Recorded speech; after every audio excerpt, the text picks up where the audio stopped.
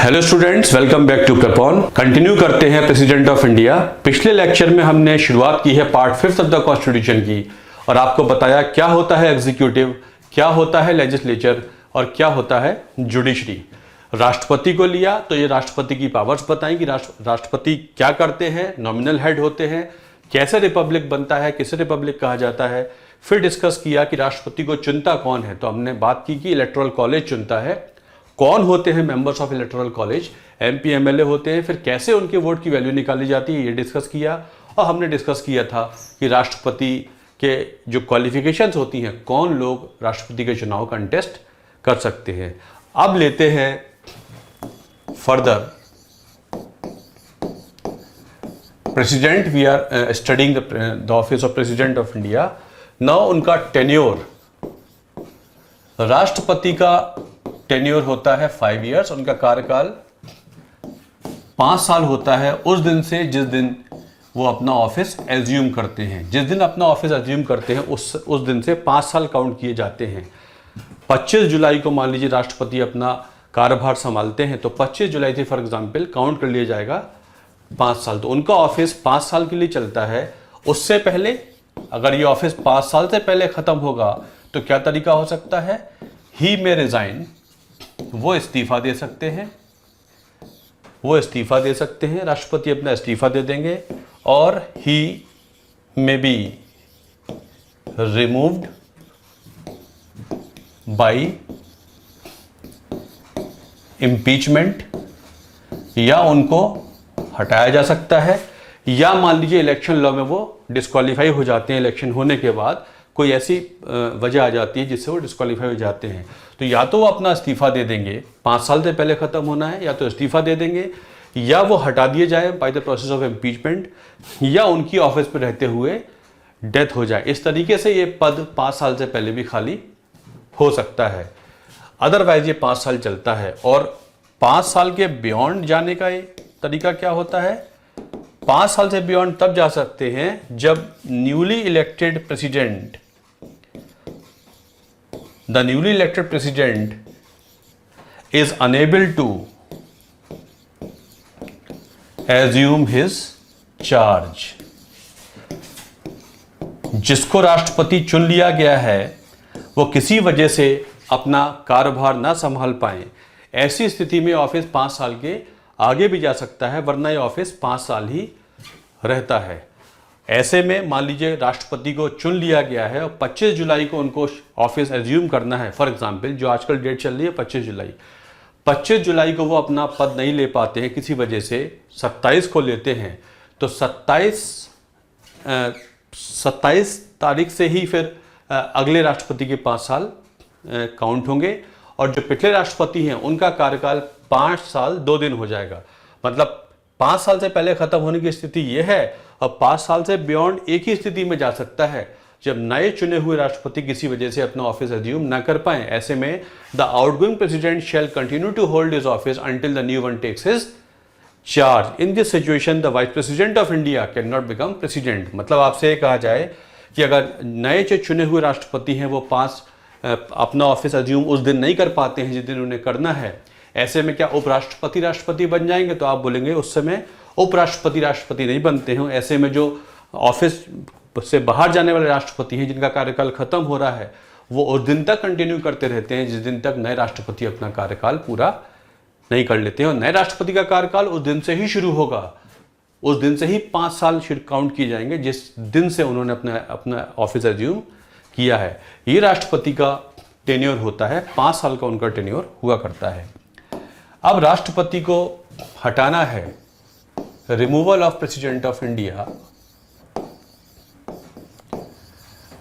राष्ट्रपति को हटाने के प्रोसेस को बोला जाता है इम्पीचमेंट। इसे बोला जाता है इम्पीचमेंट। उन पे महाभियोग लगाया जाता है।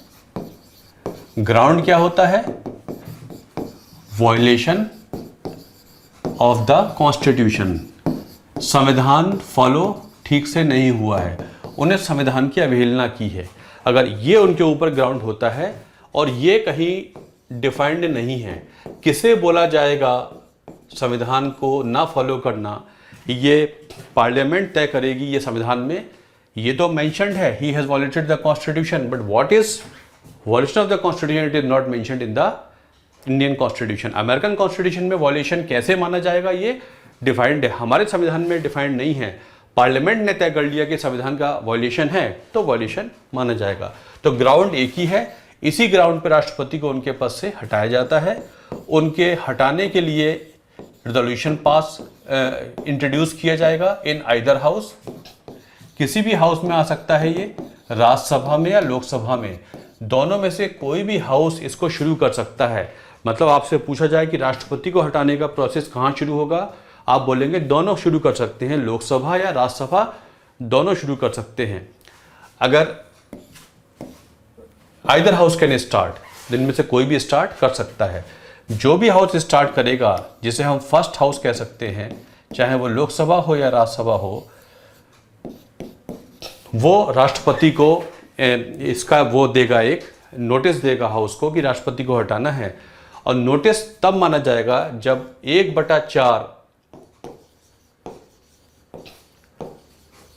Total strength of the house, उस हाउस की जो टोटल स्ट्रेंथ है उसके 1/4 लोगों ने उसे साइन किया हो। अगर 1/4 लोगों ने साइन किया है तो वो समझ लीजिए कि हाउस ने स्वीकार कर लिया कि राष्ट्रपति को हटाना है। तो ये 1/4 मतलब उस हाउस की जो भी स्ट्रेंथ है, लोकसभा की है तो लोकसभा की स्ट्रेंथ का 1/4 होगा, अगर राज्यसभा ने शुरू किया है तो राज्यसभा की टोटल स्ट्रेंथ का 1/4 हो जाएगा। ये नोटिस हो जाता है। अब मान लीजिए नोटिस एक्सेप्ट हो गया, मतलब हाउस रेडी है राष्ट्रपति को हटाने के लिए, तो फिर जो रेजोल्यूशन हमने एक्सेप्ट कर लिया है, इसको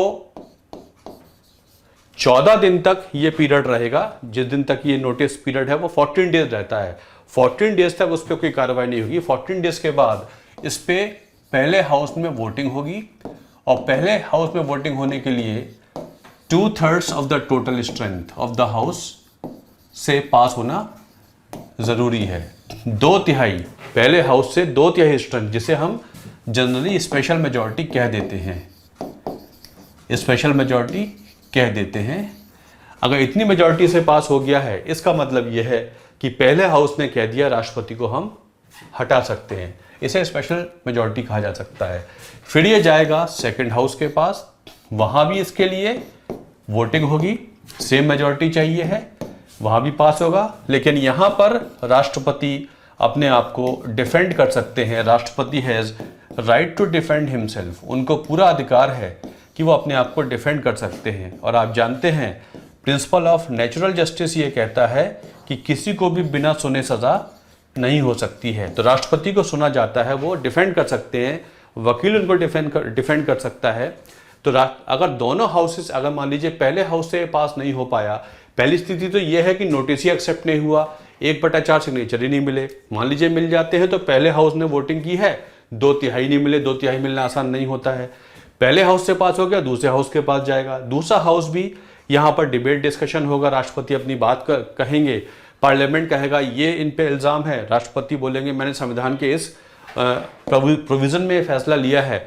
इसके बावजूद भी सेकंड हाउस एक्सेप्ट नहीं करता है राष्ट्रपति की दलील को, और सेकंड हाउस ने भी इसे पास कर दिया बाय द सेम मेजॉरिटी। जिस दिन सेकंड हाउस पास कर देता है, उस दिन से राष्ट्रपति अपने ऑफिस से हटे हुए माने जाते हैं। The day second house passes the resolution by its special majority, the president is said to have been removed from his office on that particular day. उसी दिन से राष्ट्रपति को उनके ऑफिस से हटा हुआ माना जाता है। इसे कहते हैं इम्पीचमेंट। राष्ट्रपति के हटाने को संविधान में बोला गया है इम्पीचमेंट, मतलब दोनों हाउसेज में चाहिए स्पेशल मेजॉरिटी, अलग अलग बैठ के करेंगे, इसमें जॉइंट सिटिंग नहीं होगी। और उससे पहले एक नोटिस की कंडीशन है, मतलब राष्ट्रपति को हटाना आसान नहीं है। आज तक कभी ऐसा नहीं हुआ कि राष्ट्रपति को हटाने के लिए कोई नोटिस की बात भी हुई हो। ये प्रोसेस तो मौजूद है, इम्पीचमेंट का प्रोसेस अमेरिकन सिस्टम में इस्तेमाल हो चुका है, लेकिन हमारे सिस्टम में, पॉलिटिकल सिस्टम में आज तक कभी ये आर्टिकल 61 कहते हैं इसे, अगर आप वैसे बोलेंगे तो इसे आर्टिकल 61 कहते हैं। आर्टिकल 61 में राष्ट्रपति को हटाने की बात कही गई है। आज तक कभी ऐसा नहीं हुआ कि राष्ट्रपति को हटाने के लिए आर्टिकल 61 का कोई इस्तेमाल की शुरुआत भी हुई हो, कोई नोटिस भी आज तक, कोई ऐसी स्थिति आई नहीं है कि राष्ट्रपति को हटाने की बात की जाती है।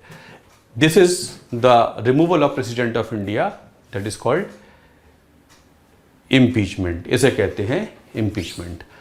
चलिए, this is all for today, hope you are enjoying this videos. अगले लेक्चर में हम राष्ट्रपति की पावर्स के बारे में बात करेंगे, खास तौर से उनकी जो अध्यादेश जारी करने की पावर है, डेथ सेंटेंस को रिवोक करने की पावर है, और भी जो उनकी इंपॉर्टेंट पावर्स हैं उसके बारे में बात करेंगे। Thanks a lot for watching this video. Thank you.